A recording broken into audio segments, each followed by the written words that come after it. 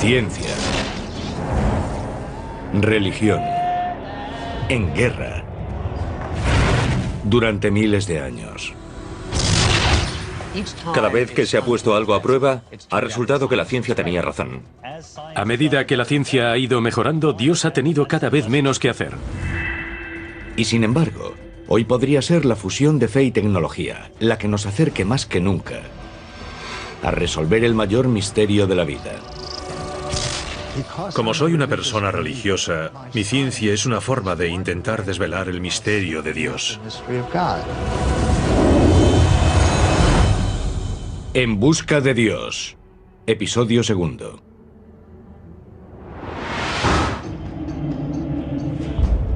A lo largo de la historia, el ser humano se ha propuesto explicar su propia existencia. Y durante siglos, esa búsqueda le llevó a una respuesta. Dios. Los avances científicos del último siglo han suscitado dudas sobre la existencia de un ser supremo. Pero ahora, fe y ciencia empiezan a unirse para intentar resolver nuestra gran pregunta. ¿Existe Dios?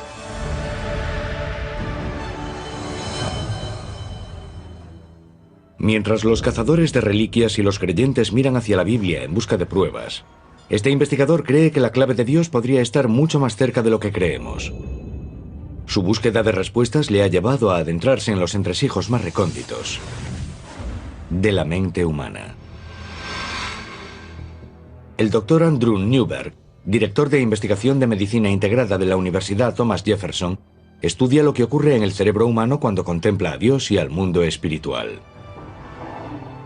Estamos en un momento en el que tenemos una oportunidad de unir a ciencia y religión de una forma que nunca habíamos sido capaces de hacer. Y este nexo es el cerebro humano que nos permite explorar nuestro mundo científicamente y pensar sobre las cosas de forma religiosa o espiritual. Usando escáneres cerebrales de baja radiación, Newberg es capaz de observar los cambios físicos que ocurren en el cerebro cuando una persona reza o medita.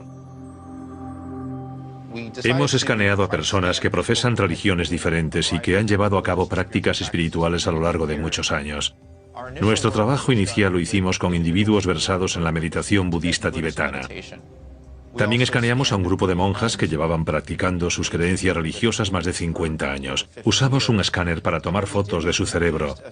Tomamos una foto del aspecto de su cerebro cuando está en reposo, cuando no hacen nada en particular. Y después tomamos otra foto de su cerebro cuando estaban sumidos en su meditación u oración. Entre las zonas que parecían más afectadas durante estas prácticas se incluía una parte del cerebro llamada lóbulo frontal que está situada justo detrás de la frente.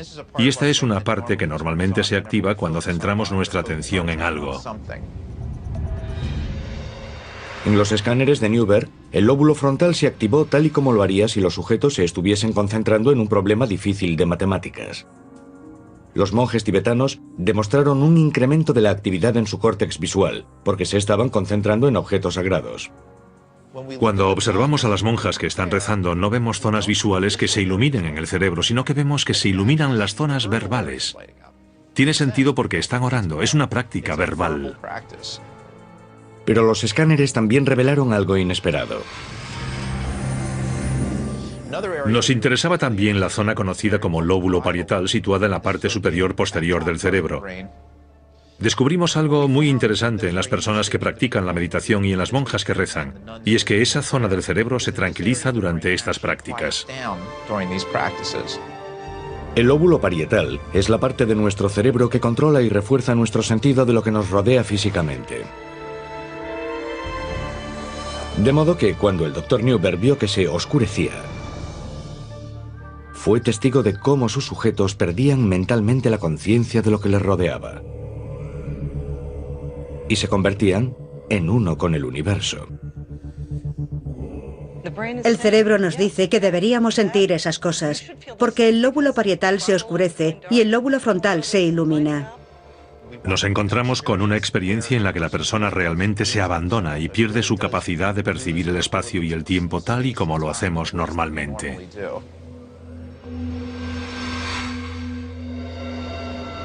¿Son estos escáneres una prueba de la existencia de Dios? Escaneé a una monja franciscana que sentía que había estado en presencia de Dios. Puedo decirle qué aspecto tiene su cerebro cuando ella siente que está en presencia de Dios. El escáner no te dice si Dios está en la habitación con ella o no. Y lo que es especialmente relevante en el contexto del programa es que es en esa experiencia donde la gente dice, he encontrado a Dios. Encuentran algo que une nuestro universo de una manera especial. Y cuando observamos nuestra realidad material, no vemos esa conexión general.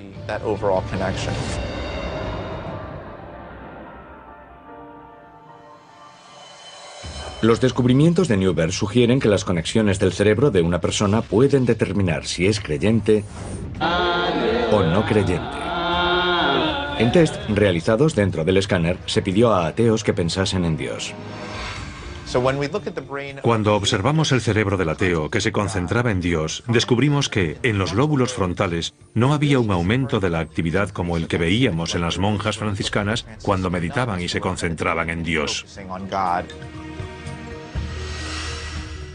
Y para nosotros eso significa, a la hora de interpretar ese descubrimiento, que un ateo realmente no capta la idea.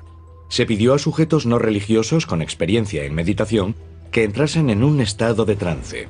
Los resultados revelaron que su actividad cerebral era notablemente diferente de la de las monjas o monjes en un estado trascendente similar, aunque religioso. No quieren pensar en Dios o tienen problemas para pensar en Él. Y pudiera ser que los lóbulos frontales no se activasen porque simplemente no lo comprenden. Son incapaces de retener ese concepto en su mente. No pueden concentrarse en ello con tanta profundidad como alguien que es religioso o espiritual, porque en esa circunstancia la persona realmente sí lo comprende. ¿Y esa comprensión es resultado de la fe o es la causa? ¿Hay algo incorporado en los cerebros de los fieles? ¿Hay un Dios? ¿No hay un Dios? ¿Cuál es la naturaleza real de la realidad? Cuando estamos en un sueño, actuamos como si fuese la realidad. Y cuando volvemos a nuestra realidad y despertamos, decimos, no fue real, solo fue un sueño. Cuando las personas tienen una experiencia espiritual o mística profunda, hacen más o menos lo mismo. Sienten que esa realidad representa una realidad más fundamental que nuestra realidad cotidiana. ¿Significa esto que Dios está en nuestra cabeza? ¿O podría ser el lóbulo frontal un canal hacia un poder mayor? ¿Hay algo más allá de nuestro cerebro que no captamos en los escáneres y de lo que sin embargo podemos encontrar algunas pruebas? Hacerse esa pregunta para mí es la clave, y no creo que puedas equivocarte haciéndote preguntas.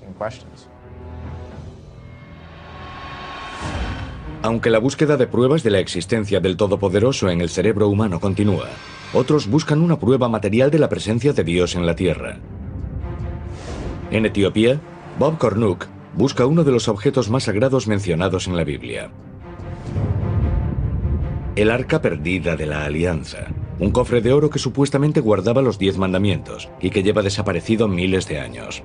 Su recuperación y autentificación corroboraría amplios pasajes del Antiguo Testamento e incluso podría ser un conducto directo hacia Dios.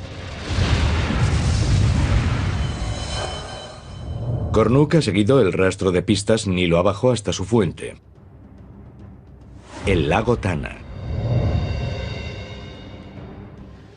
Cruzaremos el lago y después un trayecto de 3 horas en barco. Las frecuentes tormentas y las aguas infestadas de cocodrilos lo convierten en un viaje peligroso. Si el arca fue traída hasta aquí por sus protectores, las defensas naturales del lago Tana podrían haber disuadido a cualquier posible enemigo. Este recóndito lugar habría sido el escondite ideal para un objeto sagrado. Este lago es muy grande y tiene algunas islas muy interesantes. Podrían ser las piezas de un rompecabezas que resolvería el misterio de dónde está el Arca de la Alianza, de a dónde ha ido. A unos 50 kilómetros de la costa se encuentra una isla prohibida. Un acantilado de más de 12 metros de altura constituye su perímetro. Un obstáculo desalentador, que podría haber protegido al arca de invasores y ladrones. Esta es la isla de Tana Kirkos, y como ven, parece una fortaleza. ¿Cómo podría alguien escalar esa pared si quisiese llegar hasta el arca y llevársela? Tana Kirkos está habitada por monjes que recelan de los extranjeros. Protegen un tesoro de objetos extraños, que podrían demostrar que el arca estuvo oculta en esta isla durante 800 años. Algunos de estos tesoros nunca han sido mostrados a extraños.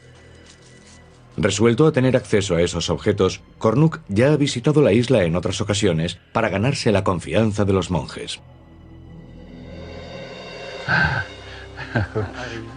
Este es Abba Gabriel, un buen amigo. Está considerado un hombre santo y es venerado por miles de personas. Veremos su aldea y veremos objetos que podrían estar relacionados de manera única con el Arca de la Alianza. Las reliquias están seguras en un búnker protegido. Estamos frente a la puerta tras la cual se encuentran los tesoros. Coronas de reyes, instrumentos que, según dicen, fueron traídos desde Jerusalén junto al Arca de la Alianza. La presencia de Dios está literalmente en estos objetos. Estos frágiles instrumentos se dice que son objetos utilizados en el ritual de sangre llevado a cabo en presencia del arca como ofrenda a Dios. Cornuc tiene permiso para examinar una reliquia crucial: el Gomer, un cuenco antiguo que presuntamente se usaba para contener la sangre del animal sacrificado. Me han dicho que echaban la sangre aquí, la revolvían para que no se coagulase y la usaban para rociar con ella a los fieles, para concederles el perdón. Y rociaban esto sobre el Arca de la Alianza. Los monjes de Tana Kirkos no permitirán que los objetos salgan de la isla, lo que dificultará una autentificación científica. Pero Cornuc cree que los objetos coinciden con la descripción que se hacía en la Biblia de los instrumentos utilizados en los sacrificios rituales. No son pruebas concluyentes, pero refuerzan la teoría de que el arca viajó hasta aquí. La dificultad está en que no puede entrar nadie para decir: puedo asegurar que lo que tenéis aquí es la Biblia. Coinciden bastante bien con lo que dice la Biblia. Podemos tomar las palabras de la Biblia y literalmente aplicarlas a estos objetos, y encajan perfectamente. La historia coincide y todo lleva hasta esta isla. Tana Kirkos revela más pistas. Estamos sobre el acantilado. Es bastante escarpado por ambos lados. Y los Abbas me han mostrado un agujero tallado en la piedra. Dicen que aquí es donde se clavaba uno de los postes de la tienda. Había 4 con los que sujetaban la tienda, y la tienda era el tabernáculo, el lugar donde se guardaba el Arca de la Alianza en el desierto.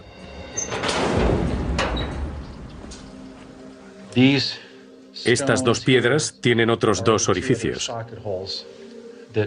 Los cortaron de un bloque de granito y los trajeron aquí, como recordatorio del tiempo en el que el Arca de la Alianza descansaba dentro del tabernáculo. Estos descubrimientos respaldan la teoría de que el arca estuvo aquí, en la isla Tana Kirkos. Pero mientras Cornuc busca pruebas de Dios, muchos de los fieles apelan a un poder mayor, en busca de ayuda para un objetivo más urgente: una cura para el cáncer. Donde la medicina ha fallado, este curandero de Texas podría traer la salvación. ¿Estamos ante resultados impresionantes, prueba del poder de la oración, o ante un placebo?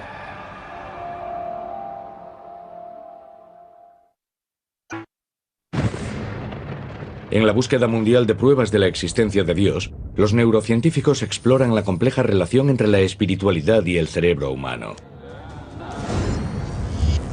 Utilizando escáneres, el neurocientífico Dr. Andrew Newberg ha observado cambios químicos en el cerebro cuando una persona reza o medita.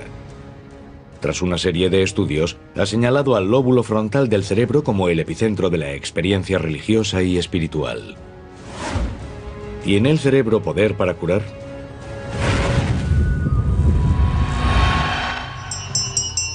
Desde los albores de la historia humana, el ser humano ha creído en el poder curativo de la oración. Los curanderos han existido durante siglos y se han apoyado en este fenómeno. Aunque hay muchas voces escépticas sobre esta práctica, los resultados obtenidos por algunos curanderos suscitan la pregunta de si está ocurriendo realmente algo milagroso.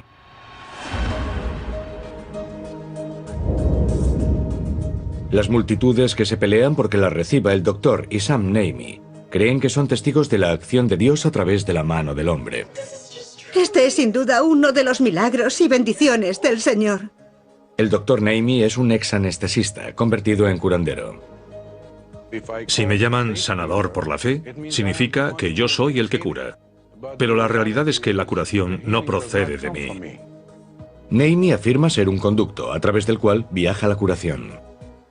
Lo que yo hago demuestra que Dios existe. Naimi afirma que las miles de curaciones que él ha realizado a lo largo de los años son prueba de que la ciencia y la fe actúan en tándem. No puedo separar a Dios de la propia ciencia. Cuando tratamos a personas, ellos no tienen que saber que yo estoy rezando. Muchos de quienes acuden al Dr. Naimi han agotado las opciones que ofrece la medicina tradicional. Tengo cáncer de ovarios. Estoy al final del camino en lo que a drogas se refiere. Me han operado 3 veces, así que espero un milagro. Rezo para que suceda un milagro. Aunque el pronóstico parece poco prometedor, las historias de algunos de los antiguos pacientes del Dr. Naimi parecen ofrecer esperanza. Por ejemplo, Kathy Kuak, diagnóstico cáncer de pulmón. Nunca olvidaré el momento en que el Dr. Naimi rezó sobre mi hombro y después en mi esternón, en la zona del pecho. Y de repente, mis pulmones se abrieron por primera vez en toda mi vida. Y tomé la mayor bocanada de aire fresco que había sentido jamás entrando en mis pulmones. Y seguí tomando esas grandes bocanadas y se abrió. No podía creerlo. Llegó aquí con el estado mental adecuado, por eso experimentó una curación tan rápida. Una semana después de consultar con el Dr. Naimi, los escáneres revelaron un suceso sorprendente. El tumor había desaparecido. El oncólogo de Kathy no pudo ofrecerle una explicación médica. Me dijo, nunca tengo la ocasión de decirles a mis pacientes esto. Ha desaparecido. Ha desaparecido por completo. Me dijo, Kathy, has sido bendecida con un milagro. No dejes que nadie te diga lo contrario. Kuak aparentemente había experimentado un milagro. Pero, ¿este caso en el que a alguien se le había perdonado la vida era un ejemplo de la misericordia de Dios o el efecto placebo que impulsó al cerebro a sanar el cuerpo por sí solo? Cuando las personas se sumen en estados espirituales profundos, su cuerpo y su cerebro cambian. Y tal vez cambia cómo funciona su sistema inmune. Cambia la forma en que su cerebro y su cuerpo reaccionan a diferentes cosas. Muchos científicos creen que el efecto placebo es algo falso, pero en realidad es una forma muy poderosa en la que puede funcionar nuestro cerebro y que cambia el modo de funcionar de nuestro cuerpo. Todavía no está al alcance de la ciencia la posibilidad de determinar si la cura de Kathy se debió a la gracia de Dios o a la gracia de su gen de Dios. Pero tanto si los espectaculares resultados de la curación por la fe son una prueba de la existencia de Dios o una simple prueba del poder del placebo, la búsqueda de pruebas científicas de la existencia de un poder mayor continúa. Durante siglos, expertos de todo el mundo se han lanzado a la caza de objetos religiosos perdidos. Han buscado pruebas que pudiesen demostrar pasajes de la Biblia y, en definitiva, la existencia de Dios. En el rastro del arca perdida de la Alianza, Bob Cornuck ha llegado al norte de Etiopía para examinar una prueba importante que relaciona al arca con la isla de Tana Kirkos. Esta es la primera vez que se ha permitido a Cornuck ver el documento. Es un texto antiguo que se deshace. Este libro tiene 1700 años. Fíjese en la pátina que tiene. Es de piel de animales. El libro contiene una imagen sorprendente, que podría confirmar la teoría de Cornuck de que el Arca de la Alianza viajó hasta aquí. Cuando estaba examinando el libro, encontré esta imagen única. Vemos a María y a Jesús llegando a la isla de Tana Kirkos. ¿Por qué vendría Jesús a esta isla? Los estudiosos están a punto de sufrir un esguince intelectual. Piensen en ello. Cuando tenía 12 años, regresó a Jerusalén tras el exilio en Egipto, y el primer lugar al que acudió fue un templo. Les dijo a sus padres, ¿dónde esperabais que estuviese? Aquí le tenemos llegando a esta isla. Aquí es donde estaría el templo portátil, el tabernáculo que contenía el Arca de la Alianza, y tenemos un testimonio escrito que tiene 1700 años. Transmitida durante generaciones, la historia oral de Tana Kirkos respalda el relato de este texto antiguo. ¿Vosotros creéis que Jesucristo estuvo aquí? 3 meses y 10 días. 3 meses y 10 días. Y estos libros hablan de eso. Sí, Santa María, Jesús. Está Santa María, Jesús, una imagen. La imagen y la historia. La historia. Sí. Esta imagen antigua podría ser un descubrimiento épico.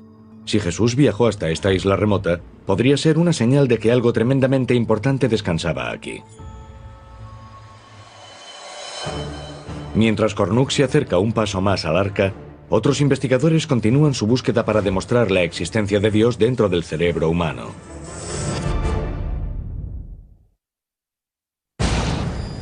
A lo largo de los últimos 50 años, los científicos se han unido a una de las grandes empresas de la humanidad: la demostración de la existencia de Dios. Los cosmólogos buscan pistas en los orígenes del universo y el Big Bang. Gracias a recientes avances en tecnología, los neurocientíficos buscan en las profundidades del cerebro humano. Están comenzando a explorar cómo nuestra relación con Dios podría estar determinada por nuestra química cerebral. En 1962, un alumno de doctorado de Harvard intentó un osado ensayo para estudiar si las sustancias introducidas en el cerebro alteran nuestra percepción de Dios.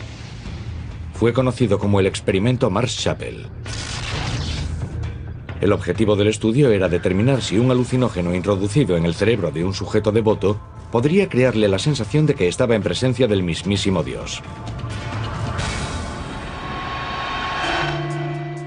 Se hizo en la Universidad de Harvard cuando Timothy Leary estaba allí y antes de que las drogas psicodélicas fuesen prohibidas por ley.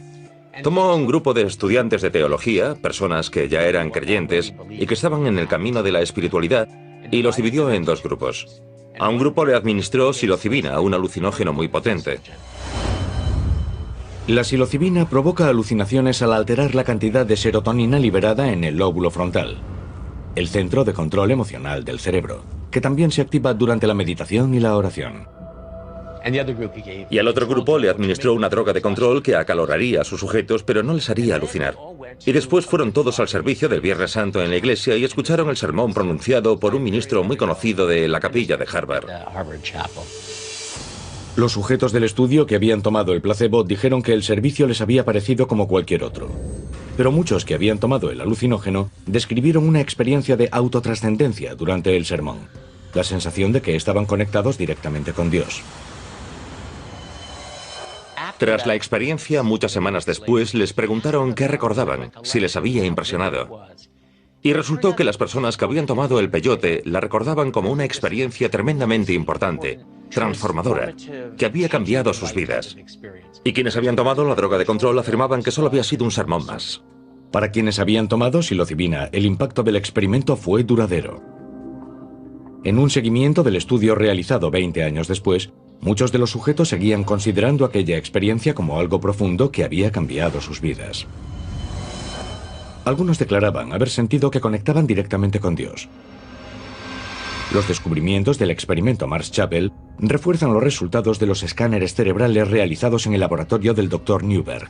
Ambos estudios relacionan el lóbulo frontal con nuestra percepción de Dios e indican que nuestra experiencia espiritual puede intensificarse con una oración ferviente, con la meditación e incluso con drogas psicoactivas. Estas experiencias intensas inducen la ilusión de que estamos conectados con un poder superior o activan una parte del cerebro diseñada para ser un canal entre el hombre y Dios. Futuros estudios del lóbulo frontal podrían ser la clave para demostrar la existencia de Dios. A medio mundo de distancia.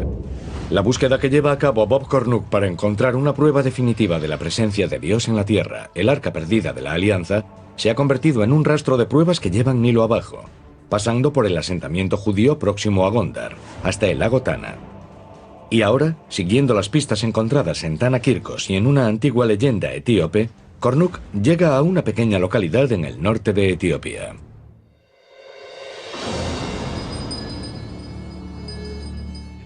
Fin del largo viaje. ¿Cómo he acabado aquí? De todos los lugares que hay en el mundo, acabo en esta polvorienta localidad de Aksum. Aksum no siempre ha sido una pequeña localidad agrícola. Hace 1500 años era la vibrante capital del imperio aksumita, una nación-estado que dominaba el comercio en el norte de África con un poder que rivalizaba con el de Roma. Los reyes de Aksum disfrutaban de lujosas demostraciones de su riqueza y recogían tesoros por todo el mundo antiguo. En el siglo IV después de Cristo se dice que el soberano de Aksum se hizo con el mayor trofeo del mundo cristiano. Ezana fue a la isla de Tanakirkos, se apoderó del arca y la trajo aquí. La trajo a este mismo lugar. Sobre las ruinas de una gran iglesia construida por Ezana, Kornuk ve que la prueba está justo bajo sus pies. Piedras grabadas en un dialecto etíope del siglo IV, el Ge'ez, detallan el robo del arca y su triunfante llegada aquí. Estamos caminando entre los cimientos de la iglesia más antigua del África subsahariana. Y fue aquí a donde el rey Ezana, en el siglo IV, trajo el Arca de la Alianza. Los monjes me han dicho que este es el suelo que queda, un pequeño fragmento del lugar en el que estaba lo más sagrado de lo sagrado. Aquí fue donde estuvo el Arca de la Alianza durante varios siglos. Las pruebas arqueológicas revelan que esta fue en otro tiempo una gran iglesia basílica, una estructura digna de albergar el objeto sagrado. Como vemos aquí, en su época, esta iglesia tuvo unos motivos preciosos junto a estos grabados. No eran solo bloques de piedra, no era una iglesia austera. Esta es una pila bautismal. Probablemente es eso, o una pila en la que los sacerdotes se aseaban antes de entrar a ver el Arca de la Alianza. La iglesia fue saqueada por los invasores musulmanes en el siglo XVI. La historia local cuenta que el arca fue rescatada por sus fieles protectores, que la ocultaron hasta que pudiese ser colocada en la iglesia de Nuestra Señora María de Sion. Cuando la iglesia fue reconstruida en 1965, se convirtió en una catedral fortificada, un búnker bien guardado para proteger algo de gran valor. Ahí es donde los etíopes afirman, y yo personalmente creo, que descansa hoy el Arca de la Alianza.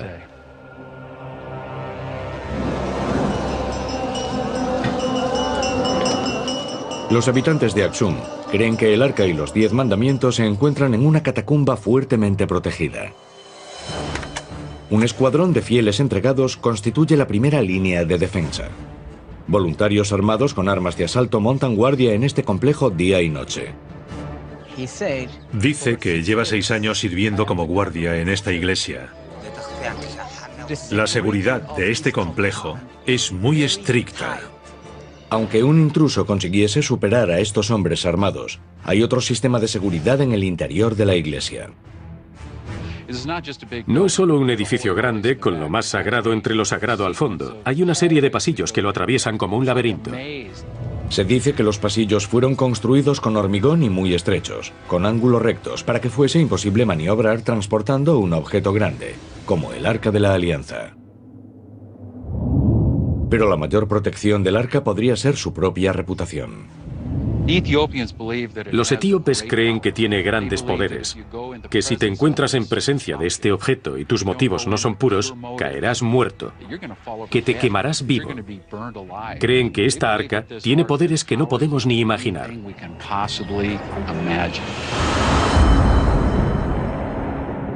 Hace menos de una década, se dice que 3 monjes se colaron en la cámara y se acercaron al arca. Un hombre murió en el acto. Otro murió 2 semanas después. Yo volé aquí en cuanto me enteré de la muerte de aquel hombre. Hablé con su familia, fui a su tumba y lo vi. El tercer hombre tiene muy mal la vista, pero sigue con vida. Yo no creo que el arca tenga el poder que dicen los etíopes, pero creo que posee el poder de la mente. Estas personas han sido adoctrinadas desde el día de su nacimiento. No recuerdan un momento de sus vidas en el que no les hayan dicho que el arca tenía un poder increíble.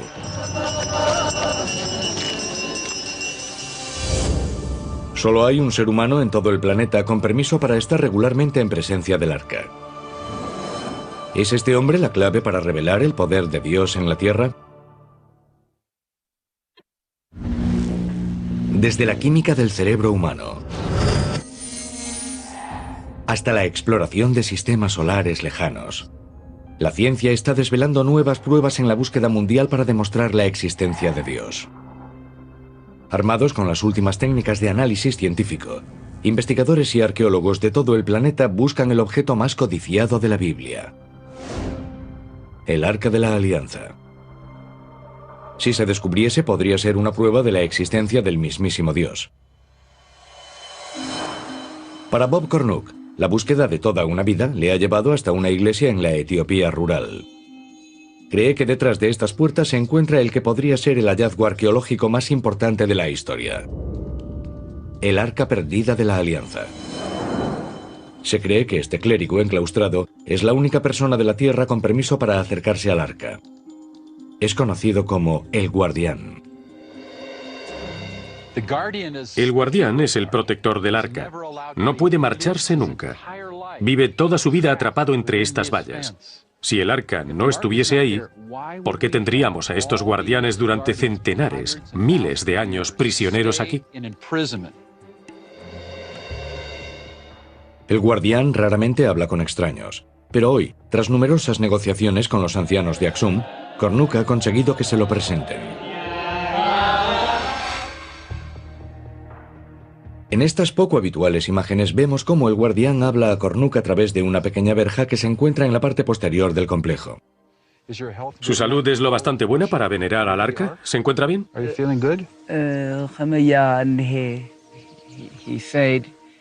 Dice que todavía puede rezar. Reza.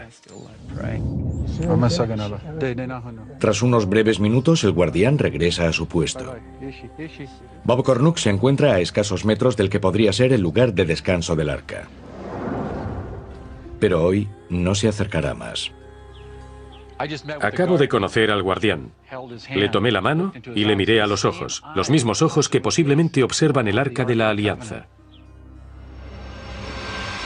Cornuke espera que su recién obtenido acceso al Guardián y su relación con los ancianos de Axum algún día le traigan la recompensa final: la oportunidad de contemplar el arca. El Arca de la Alianza es la joya, la cumbre de toda la arqueología. Si alguien se acercase a mí ahora y me dijese: Bob, puedes entrar tras esa cortina y ver el Arca de la Alianza, ¿lo haría? Iría de cabeza. Este es el mayor descubrimiento arqueológico de la historia.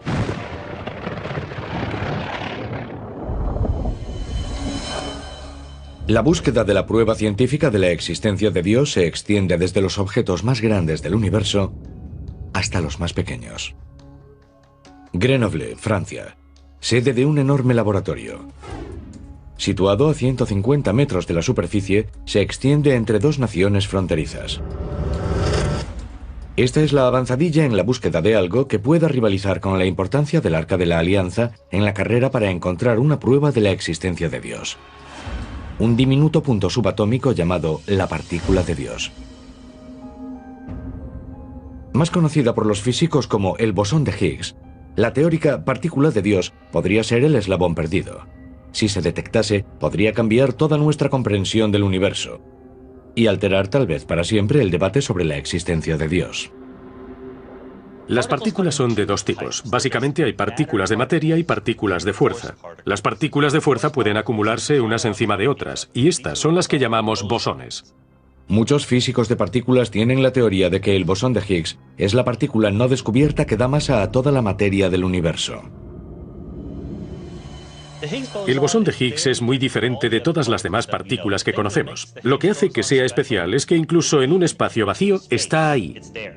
Proporciona un medio a través del cual se pueden mover otras partículas, y a la larga es así como las partículas, como los electrones y los quarks, obtienen masa. La mejor analogía es decir que es un medio, como el agua o la melaza o el aire. A medida que nos movemos a través de ellos, se resisten un poco. Imagínense que si vamos a través del aire podemos ir muy rápido. Si intentamos pasar como un rayo por el agua o por la melaza, nos frenamos. Así que, en sentido amplio, eso es lo que el bosón de Higgs les hace a todas las partículas de la naturaleza. Si consiguiesen localizar esta partícula de fuerza, podría ser un paso clave para desvelar los misterios del Big Bang y el origen del universo. Para estudiar las partículas subatómicas, los físicos usan aceleradores de partículas. Para buscar la partícula de Dios, los investigadores han construido el mayor del mundo: una pista oval de 27 kilómetros, conocida como el Gran Colisionador de Hadrones o LHC. Los instrumentos de que disponemos en el Gran Colisionador de Hadrones son básicamente las máquinas más complicadas y precisas que haya construido jamás un ser humano. Tomamos protones y los aceleramos muy cerca de la velocidad de la luz. Hasta el punto de que ya no importa cuál es su velocidad, lo que importa es la energía, de modo que estas partículas tienen más de 20.000 veces la energía que tendría un protón si estuviese inmóvil. Dos rayos de protones acumulan energía mientras circulan a toda velocidad en direcciones opuestas y en rumbo de colisión. Cuando chocan, el impacto resultante hace explotar a ambos en una cascada de partículas más pequeñas si cabe, incluidos diferentes tipos de bosones. Las colisiones entre los protones son tan energéticas que se produce una explosión enorme de diferentes partículas. Los protones tienen quarks y gluones en su interior. De modo que lo que realmente ocurre es que uno de los quarks o uno de los gluones de uno de los protones choca contra las partículas constituyentes del otro protón y se ve una gran ducha. La maquinaria del LHC puede detectar y medir la mayoría de diferentes tipos de partículas que se generan en estas colisiones. Y si los científicos son capaces de encontrar a esta esquiva partícula, todo cambiará. Su descubrimiento podría llevar a una denominada teoría del todo, que podría explicar el mismo momento de la creación. Si retrocedemos en el tiempo, la teoría del todo nos ayudaría a explicar, a comprender lo que ocurrió en el Big Bang.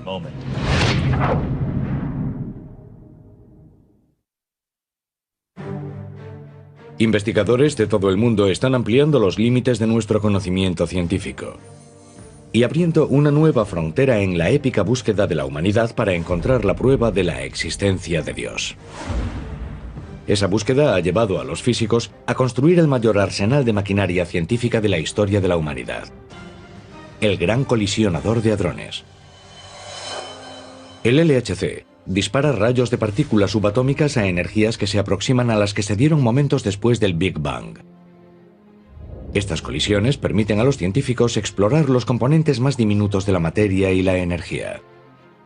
Como Einstein dice que E igual a mc², la energía es proporcional a la masa. Si queremos crear partículas más pesadas, necesitamos más energía, lo que significa que hay que construir máquinas cada vez más grandes. El objetivo: encontrar el esquivo bosón de Higgs, más conocido como la partícula de Dios. Su descubrimiento podría demostrar el modelo estándar, una teoría que aúna nuestro conocimiento sobre mecánica cuántica, electromagnetismo y física de partículas. Encontrar el bosón de Higgs sería un triunfo para la imaginación humana. Es el último ingrediente en el modelo estándar de la física de partículas, la última pieza del puzzle. Pero el modelo estándar por sí solo no puede ofrecernos una comprensión completa de la naturaleza. El modelo estándar no explica la gravedad, que todos sabemos que existe, de modo que no solo buscamos el bosón de Higgs en el LHC. Buscamos todo tipo de cosas. Una de las cosas que a los físicos les encantaría encontrar es una teoría del todo.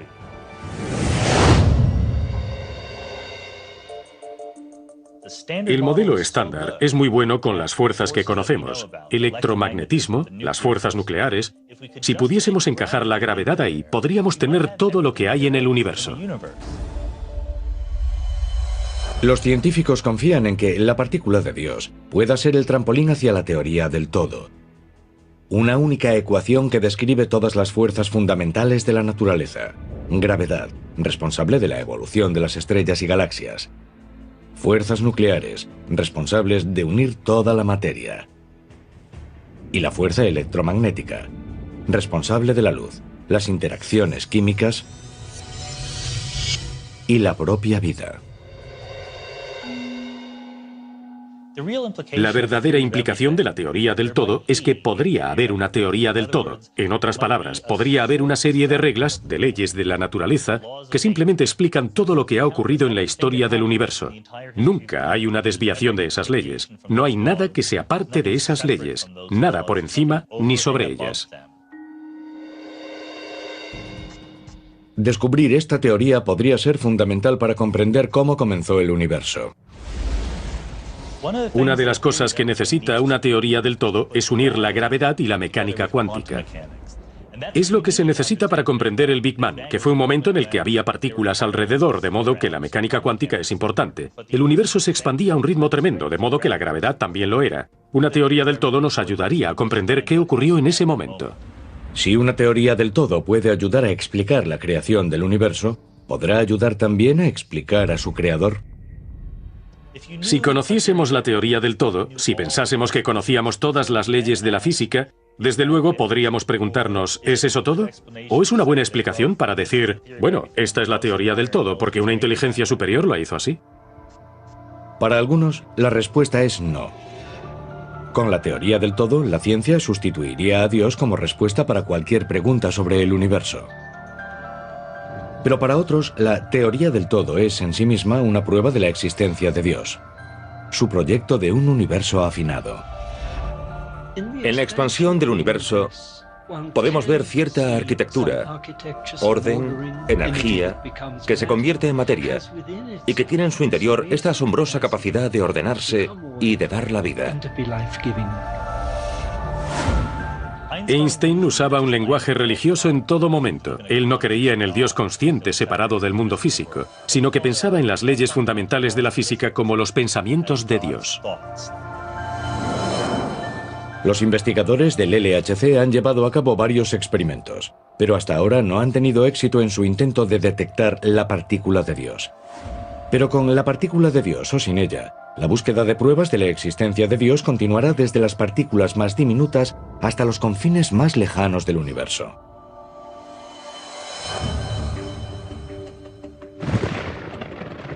Desde el Arca de la Alianza hasta el proyecto de Dios para el universo, la búsqueda de la prueba de Dios es una empresa que está en marcha. ¿Puede demostrar la ciencia la existencia de Dios? Ahora mismo no, pero creo que la única forma en que demostraremos si Dios existe o no, no es solo a través de la ciencia, sino de las perspectivas religiosas y espirituales, y desde una perspectiva científica empírica. Pero la propia búsqueda, la persecución de una prueba cuantificable de la existencia del Creador, es una faceta que define la experiencia humana. Puede que sea la pregunta más importante de la vida. ¿Existe un Dios? Porque cambiaría nuestra forma de vivir. De modo que hay que buscar una prueba de ello. ¿Es este el lugar en el que la ciencia encontrará finalmente la prueba que demuestre la existencia de Dios? ¿O este? El siguiente gran paso al frente hacia nuestra comprensión de un poder mayor, si es que éste existe, podría llegar en cualquier parte en cualquier momento. Pero aunque la ciencia se esfuerza cada vez más por demostrar la existencia de Dios o negarla, algunos se preguntan, ¿cuánto queremos saber de verdad? El Dios de los vacíos, el Dios que explica lo inexplicable, se ha vuelto cada vez más y más pequeño. ¿Qué elegimos creer? ¿Que este mundo material es todo lo que hay y que la ciencia puede explicarlo todo? Bien. Es un dilema al que se enfrenta hasta el más pragmático de los científicos. Yo no creo que la ciencia por sí sola nos dé un propósito y un significado. No nos dice lo que está bien y lo que está mal. Pero si queremos saber lo que está bien y lo que está mal, es importante basar esa discusión en el mundo real. Y si el mundo real no tiene Dios en él, entonces el propósito y el significado tendrán que venir de otra parte. Sin embargo, a medida que la búsqueda de Dios avanza, inspira a estudiosos y científicos que ven su trabajo como la posibilidad de estrechar la distancia que sigue separando a fe de realidad. Yo diría que las personas que miran al mundo solo como científicos son personas que miran a través de un ojo, como un telescopio. Pero los que miramos también a través del ojo de la fe, miramos a través de dos ojos y tenemos una visión mucho más amplia, más rica, más tridimensional del mundo.